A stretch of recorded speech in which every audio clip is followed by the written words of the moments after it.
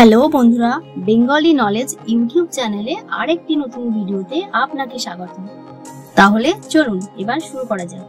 সভ্যতা যত বিকশিত হয়েছে ততই সমাজের বিভিন্ন নিয়মে বাধা পড়েছে মানুষ। বিভিন্ন জায়গার প্রভেদে রীতিনীতি বদলে যায়। ভারতীয় সমাজে পারিবারিক বন্ধনকে খুবই গুরুত্ব দেওয়া হয়। সম্পর্কের নানান বন্ধন থাকে, যেমন পিতামাতার সম্পর্ক, ভাই বোনের সম্পর্ক এবং স্বামী স্ত্রীর সম্পর্ক। ভারতীয় ঐতিহ্যে বিবাহ প্রথার অত্যন্ত গুরুত্ব রয়েছে। ভারতে ভাই বোনের সম্পর্ককে অত্যন্ত সম্মানের সাথে দেখা হয়।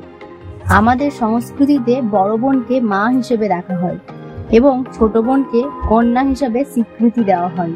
ছত্তিশগড়ের উপজাতিদের মধ্যে ধুরুয়া নামে একটি উপজাতি বাস করে। এই উপজাতিতে ভাই বোন একে অপরকে বিয়ে করে।